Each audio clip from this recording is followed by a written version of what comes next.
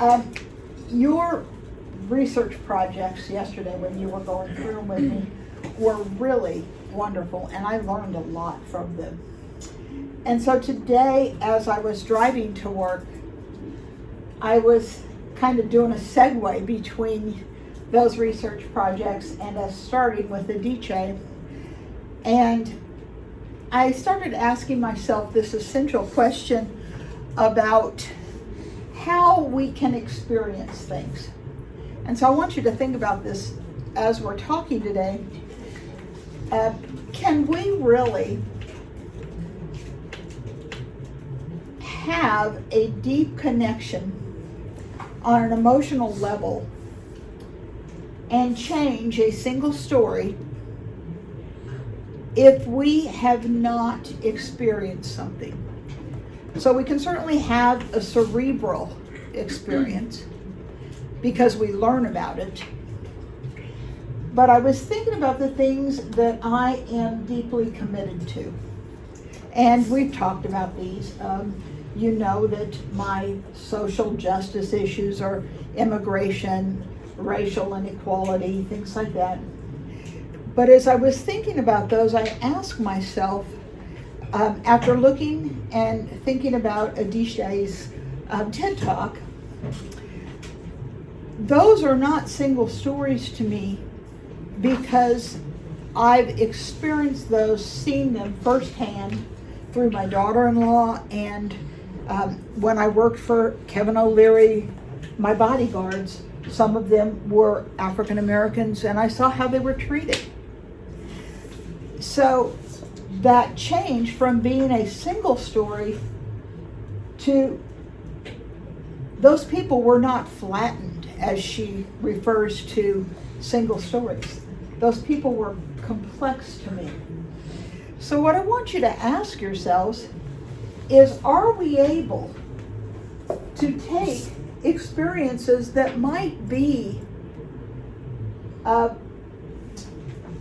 abstract to us? She uses Africa, for example.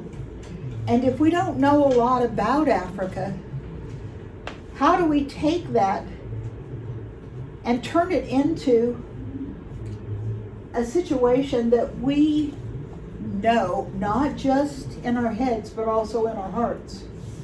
And it caused me to think about all of you, which I have been anyway since you're getting ready to graduate. If we truly are called to be disciples of Christ, that is not just an abstract concept. I'm a Catholic because a bunch of kindergartners discipled me.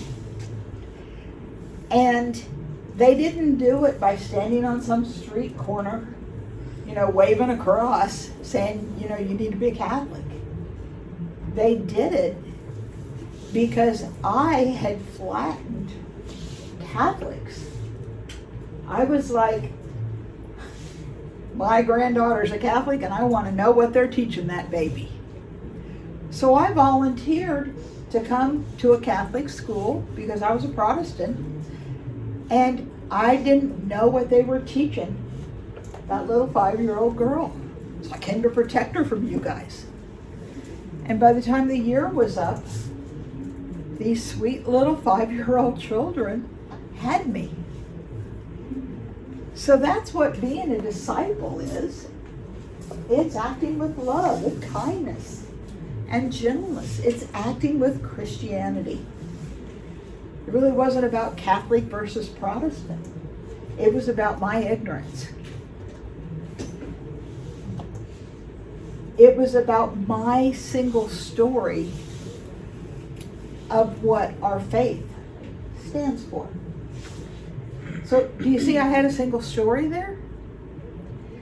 So when I challenge all of you to say, what's your single story?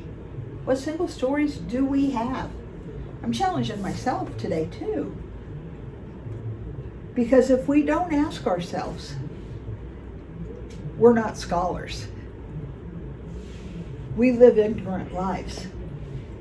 But we cannot be helpful to others either. Does that make sense to all of you? So as I was driving to work today, I asked myself, can we take this from an abstract conversation to one that is more concrete, that has more depth? So what I'd like for you to do, you had a few moments to think about it, is I'd like you to go find 2 other people. You can just put yourselves in groups of 3. Find a large Post-it pad. Take 10 minutes. Talk to each other. But identify some stories that we have, either as Americans, as a community here at Bishop Carroll, as individuals within your family, however you want to do that. But take a few minutes and talk to your peers. And yeah, it means being vulnerable. But we're in a safe place, right? And there's something that we can learn as we do this as well. So groups of 3, 1 scribe, so 1 person to write, 1 person to lead, and 1 person to keep you on track. 1, 2, 3, go.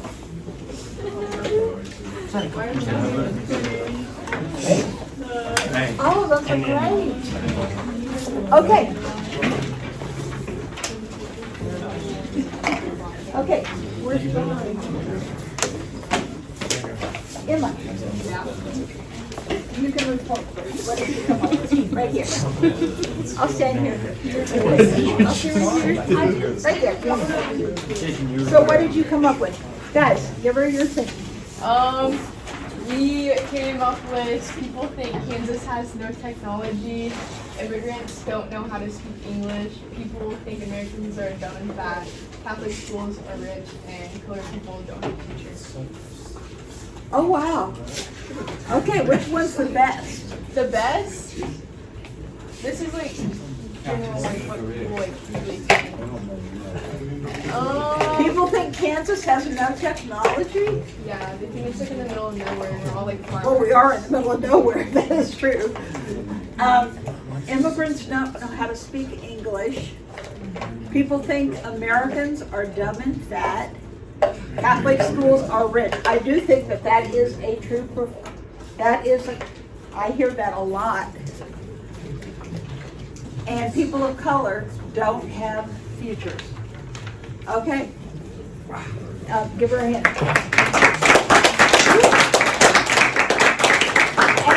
And by the way, I got my prom dress last night. Justin, come on up. Prom king. Come on up. All right. Read yours. All right. Behavior, class. Okay, but expand on those. I don't know what you mean by behavior. So by behavior, I mean like between, let's say you see a behavior of one person, so you think of. You're doing great. Just collect your thoughts. I put you on the spot. I apologize, sort of. You see their behavior, you think of them differently than what they're actually doing. Okay. So you make judgments based upon what somebody does in a moment? Yeah. Am I saying that correctly? Yeah. Okay.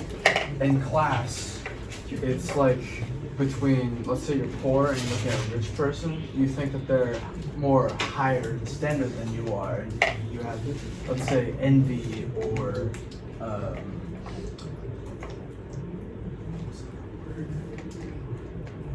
or greed, for example. Okay.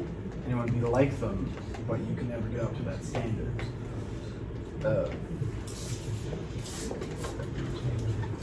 White or blue color jobs. It's basically people have different jobs, and you try to. You make judgments on them? Yeah, you make judgments on what jobs. Like, for example, say someone's an engineer and another person's a goldfish take care. And you think that they have different values, which Different values or they do.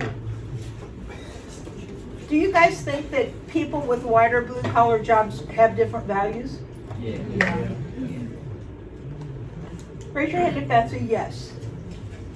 Okay, so how are you gonna handle the people who are going to Wichita Tech, who are your shoulder partners and your friends, who are gonna make more money than you guys who are going to graduate from Wichita State or K-State?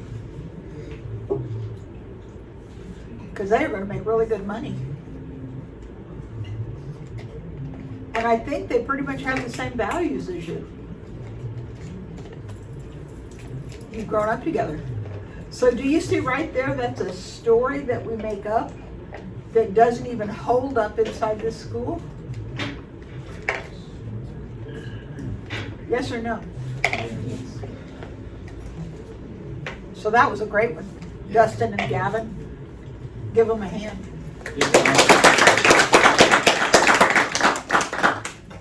Okay, race. That one's pretty easy. It's like between, let's say, how do I say this without being racist? You take your time, because I put you on the spot and I think you're doing a fantastic job. Let's say between a blue guy and a red guy. The red guy does not like how the blue guy looks, and the blue guy doesn't like how the red guy looks. Hey, let's call it what it is. Okay. The white guy and the Black guy, black guy, they both don't like each other. do they know each other? They do know each other.